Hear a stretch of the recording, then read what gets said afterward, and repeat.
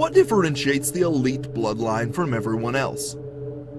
Long ago in the ancient cultures to which they trace their heritage, the ancestors of today's hidden rulers pledged themselves and their future generations to the dark force that opposes humanity. Call it Satan, archons, or whatever, and that energy still lives on through their descendants to this day.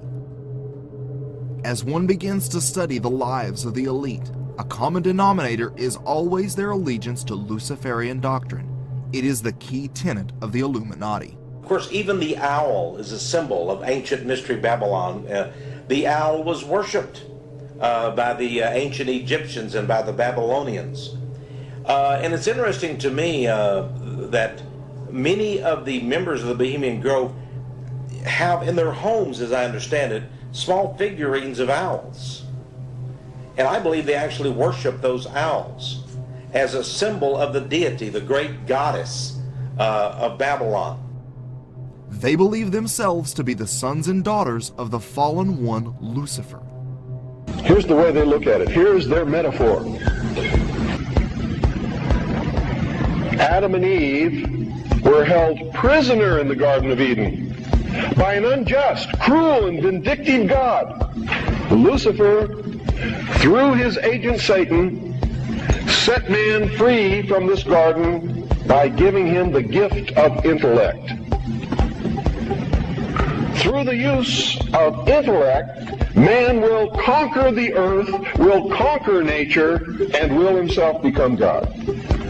It's taught in every Masonic temple in this land. Every secret brotherhood, every secret society, every mystical temple, every occult organization teaches the Luciferian philosophy. Satanic serial killer David Berkowitz said, "Satanists are not ignorant peasants or semi-literate natives.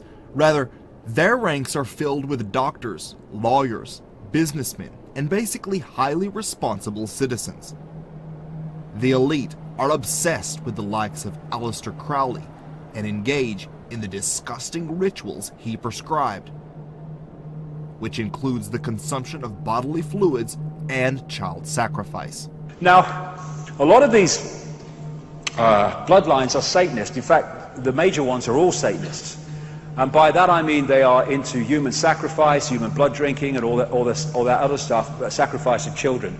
And it's been going on way back. And people have no problem with the fact that it was going, oh yeah, those ancients used to do that, and the Aztecs and all that stuff. But they can't expand that perception of the possible that it's still going on. It is massively going on.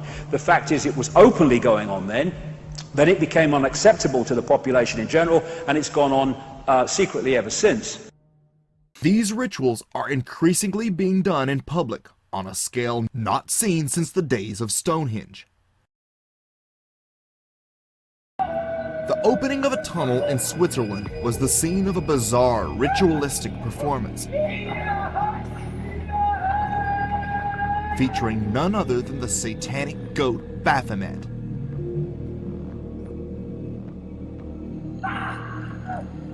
The horned god was the central figure of much of the occult performance, which also included severed heads, hanging bodies, and other strange imagery. This was a high society event attended by European power brokers and political heavyweights such as Angela Merkel, Francois Hollande, then President of France, and Italian Minister Matteo Renzi.